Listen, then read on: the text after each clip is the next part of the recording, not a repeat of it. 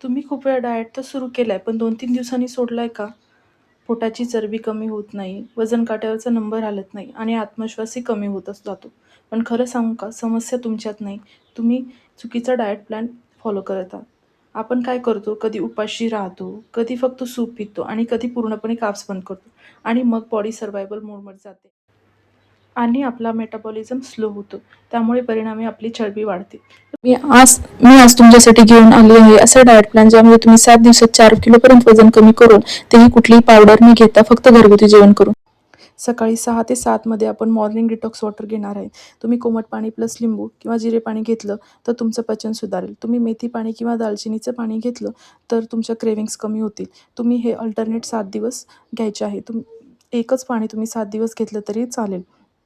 त्यानंतर आपला येतो ब्रेकफास्ट. ब्रेकफास्ट हा आपल्याला कधी 8 ते 9च्या मध्ये घ्यायचा आहे. ब्रेकफास्ट आपल्याला प्रोटीन रिच घ्यायचा आहे. त्यामुळे आपलं पोट खूप वेळ भरल्यासारखं राहील आणि आपल्याला इतर काही खाण्याची इच्छाही नाही होणार. तर तुम्हाला ब्रेकफास्टमध्ये पहिलं ऑप्शन असणार आहे मूग डाळ चिला. मूग डाळ हे प्रोटीनचं उत्तम सोर्स आहे. सेकंड आहे आपलं ओट्सचा उपमा. तुम्ही भरपूर भाज्या घालून ओट्सचा उपमा बनवू शकता. तिसरं आहे आपलं सगळ्यांचं आवडतीचं असे पोहे. तर तुम्ही कमी तेलात किंवा शेंगदाण्याचा वापर न करता पोहे बनवू शकता. चौथं आहे आपलं बेसनचा चिला.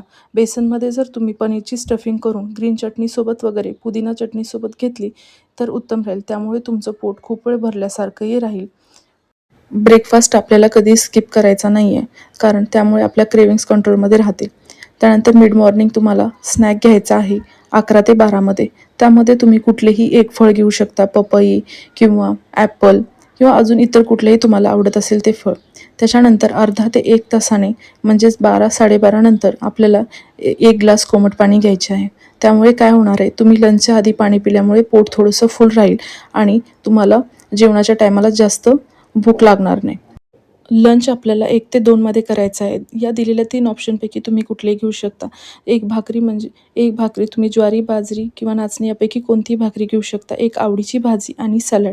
सेकंड ऑप्शनमध्ये ब्राउन राईस तुम्ही मूठभर तांदूळ घेऊन त्याचा राईस बनवून कुठल्याही भाजीसोबत घेऊ शकता. ही आपली अशी बॅलन्स प्लेट दिसली पाहिजे.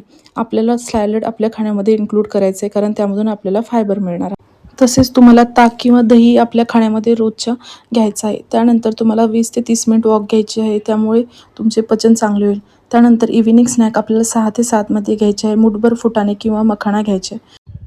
आता येतो आपला लास्ट म्हणजे डिनर. ते आपल्याला 6 ते 7 मध्ये करायचे आहे.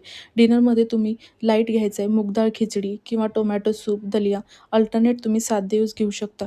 तुम्ही जर सूप घेत असाल तर तुम्हाला 1 बाउल असा थोडासा लिक्विड कन्सिस्टंटमध्ये सूप घ्यायचा आहे. तुम्ही मूग डाळ खिचडी घेत असाल तर त्यामध्ये तांदूळ कमी आणि मूग डाळ जास्त टाकून अशी भरपूर भाज्या घालून खिचडी करायची आहे.